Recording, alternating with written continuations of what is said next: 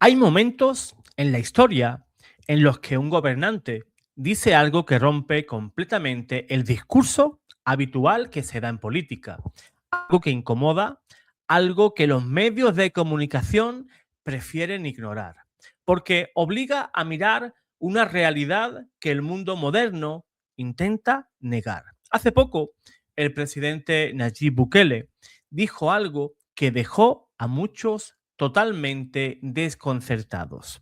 Dijo que cuando El Salvador decidió enfrentarse cara a las pandillas, no estaba luchando simplemente contra delincuentes, estaban luchando contra algo más profundo, contra algo más oscuro, contra algo que no es simplemente humano.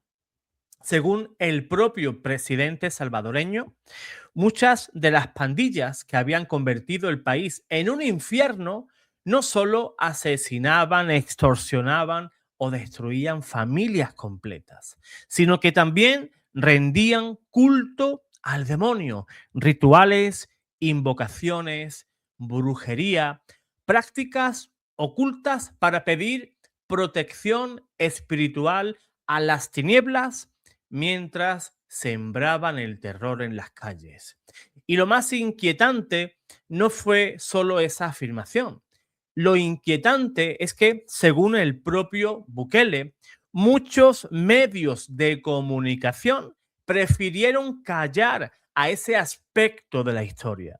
Pero para quien conoce la Sagrada Escritura, esto no es una sorpresa, porque la Biblia ya había advertido que el mal en el mundo no es únicamente humano. San Pablo lo dijo con absoluta claridad en Efesios capítulo 6, versículo 12, porque no tenemos lucha contra sangre y carne, sino contra principados, contra las potestades, contra los dominadores de este mundo. Es decir, nuestra lucha no es solo contra hombres, es también contra las fuerzas del mal.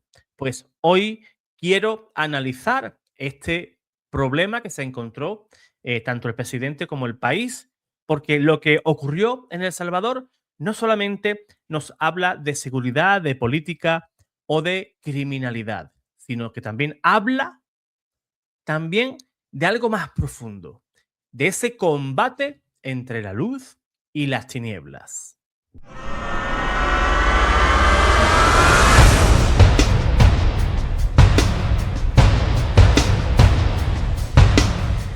En el nombre del Padre, y del Hijo, y del Espíritu Santo. Amén. Pues durante años el mundo observaba con asombro todo lo que ocurría en El Salvador, un país que es pequeño geográficamente, marcado por la violencia de esas pandillas, por el modo cotidiano y por la sensación de que el crimen organizado dominaba barrios enteros. Las maras, especialmente la Mara Salvatrucha y la Barrio 18, había convertido amplias zonas del país en auténticos territorios del terror. Extorsiones, asesinatos ritualizados, control social absoluto y una brutalidad que parecía ir más allá de lo meramente humano. Pero vamos a escuchar, antes que nada, las palabras del presidente salvadoreño para poner en contexto todo lo que estamos diciendo aquí. Vamos a escuchar atentamente. Many people don't know that our enemy was not just a flesh and blood, but a spiritual as well. The gangs didn't just murder, rape, extort, they also worship Satan. Straight up, literally. When we went to their homes to arrest them, we discovered altars they've been using for satanic rituals. This is well documented. We put up the pictures, the videos right away. But for some reason, the global mainstream media didn't think it was worth it to cover it. But we know gangs in El Salvador were satanic and they worship Satan, and some of those gangs are here in the United States. Pues lo ha dicho muy claro, ¿verdad? El presidente Bukele. Estas pandillas, pues, rendían culto a Satanás. Pues bien, en ese contexto, cuando el presidente salvadoreño dijo que hay medios de comunicación que prefirieron ignorar todo esto, Bukele afirmó, como hemos escuchado, que El Salvador no luchaba contra delincuentes de carne y hueso, sino contra algo más profundo, esa realidad espiritual oscura que alimentaba esa violencia. He llegado a ver personas que se ganaban la vida haciendo pan, tortas, pasteles, y sus únicas herramientas eran esto, sus manos. Esos desdichados dejaron a una señora sin manos solo porque esa señora no tenía cómo pagar ese impuesto que le imponían esas pandillas.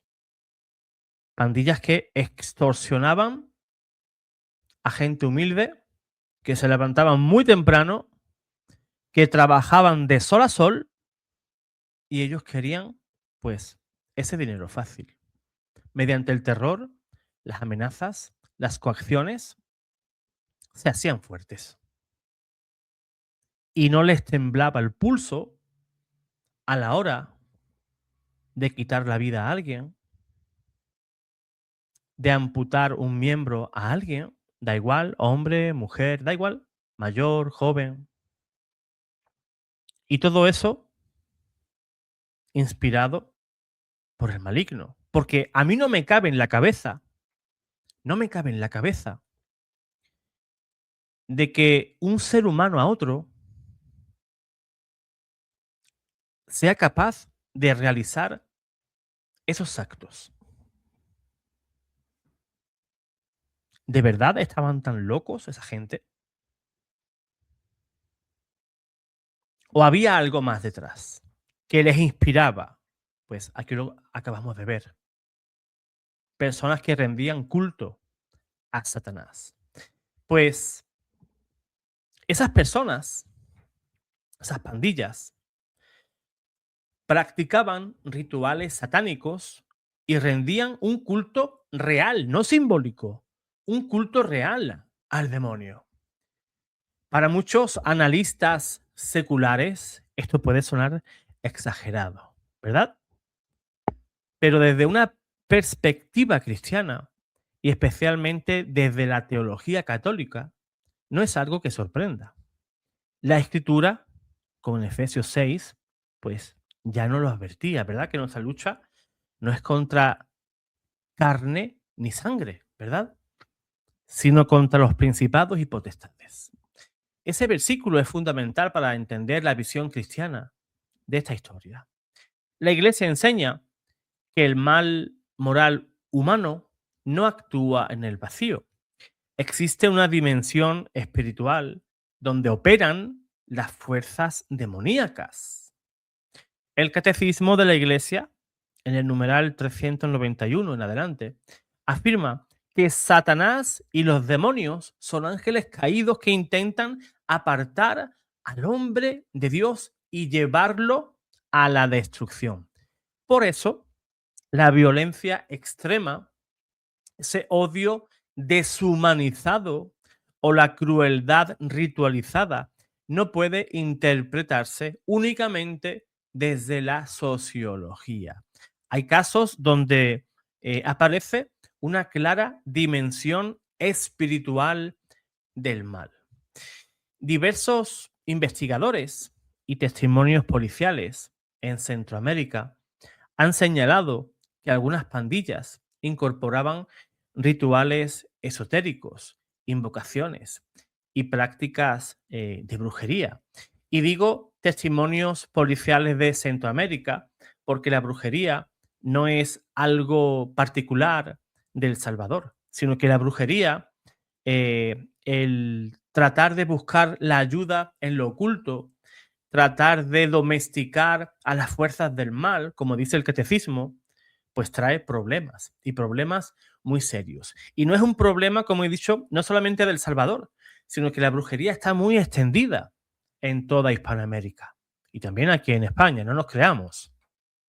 El recurso a las tinieblas está muy, muy, muy extendido y más cuando se desea causar un mal a alguien. Pues como digo, esto no es extraño en el contexto cultural de esta región. En varios países de Hispanoamérica, pues existen esas tradiciones sincretistas, como ahí hemos visto, pues, imágenes de Nuestra Señora de Guadalupe, alguna imagen de otro santo, ¿verdad? Y todas esas cosas, esas tradiciones sincretistas, se mezclan con supersticiones, magia, santería, prácticas ocultistas y a veces pues usan incluso imágenes católicas, obviamente.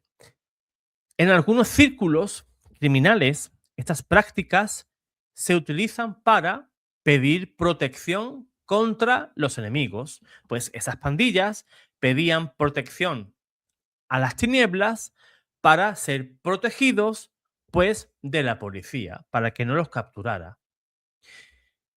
Esos criminales pues realizaban esas prácticas también para invocar poder espiritual para cometer crímenes, para realizar pactos simbólicos con entidades demoníacas y también realizar sacrificios rituales.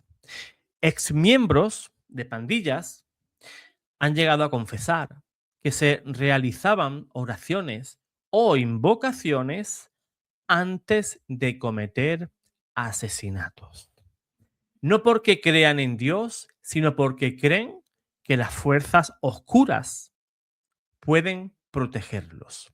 Este fenómeno también ha sido señalado por diversos exorcistas. Por ejemplo, el famoso exorcista italiano, el padre Gabriele Amort, donde llegó a explicar que el demonio se infiltra especialmente en ambientes donde dominan la violencia, el odio, la droga, la idolatría, la magia, la brujería, pues en esos contextos el demonio encuentra un terreno realmente fértil.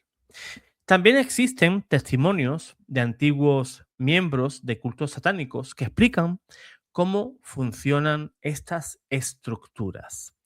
Uno de los más conocidos es John Ramírez, quien afirma que en el mundo criminal muchas veces se busca poder espiritual mediante pactos con entidades demoníacas.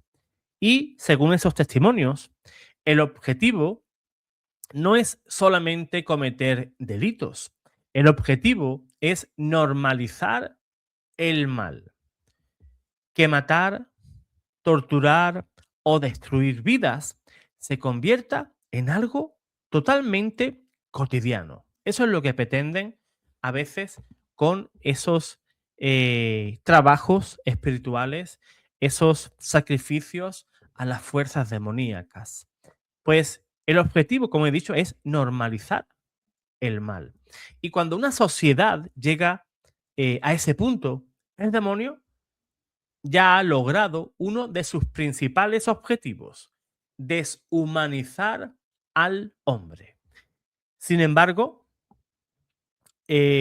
ocurrió algo que pocos analistas internacionales esperaban. Y El Salvador decidió enfrentarse frontalmente a las pandillas. Las cárceles se llenaron de miembros de maras, los territorios controlados por el crimen fueron recuperados y la violencia se desplomó. Fíjate, El Salvador era uno de los países que estaba a la cola en nivel de país seguro. Hoy está por encima, incluso fíjate, por encima de Suiza. Suiza es considerado uno de los países más seguros del mundo. Pues bueno, El Salvador logró pues colocarse por encima de Suiza en nivel de seguridad. Pues lo que parecía imposible hace unas décadas, pues al final ha ocurrido. El país ha llegado a ser uno de los países más violentos del mundo, a convertirse en uno de los más seguros de América. Para muchos creyentes, esto tiene también una lectura espiritual, porque cuando una sociedad decide rechazar radicalmente el mal, cuando decide defender la vida, la justicia y el orden, algo cambia también en el plano espiritual. San Pablo nos recuerda en Efesios 6:11, revestíos de la armadura de Dios para poder resistir las acechanzas del diablo. Pues la lucha contra el mal no es solamente a nivel policial, sino también a nivel espiritual. El caso salvadoreño es también una advertencia. En muchos países de América, México, Honduras, Colombia, Venezuela, Brasil, existen organizaciones criminales que también han incorporado esos rituales esotéricos o supersticiones mágicas. Muchos dirán, eso es folclore. No, no, no, eso no es folclore. Eso es una manifestación de la misma lógica espiritual. Buscar poder, ¿dónde? Fuera de Dios. O sea, caemos en idolatría. Y la escritura es clara sobre el destino de quienes recurren a esas prácticas. Si leemos, por ejemplo, Deuteronomio 18, del versículo 10 en adelante, nos damos cuenta de que la palabra de Dios nos dice lo siguiente: no se halle entre vosotros quien practique adivinación, ni hechicería, ni magia, porque todo el que hace estas cosas es abominable al Señor. Por tanto, la verdadera victoria sobre el mal no consiste solamente en encarcelar a esos criminales, sino consiste también en restaurar el corazón humano, porque el demonio no busca dominar territorios, sino que busca dominar almas. Por eso la iglesia recuerda que la respuesta definitiva no es la violencia ni tampoco la venganza, es la conversión, es la gracia y finalmente Cristo, porque Él venció definitivamente al demonio. Como dice el Evangelio, en la primera epístola del apóstol San Juan, capítulo 3, versículo 8, el Hijo de Dios se manifestó para destruir las obras del demonio. Pues pidámosle muchísimo al Señor y a María Santísima de que todos esos pactos satánicos sean rotos y que estos países tan maravillosos que tenemos en toda Hispanoamérica pueda reinar Cristo y haya paz y haya prosperidad en esas tierras preciosas llenas de personas maravillosas. Así que, hermano, pidámosle esa gracia al Señor. Dios te guarde, Dios te bendiga.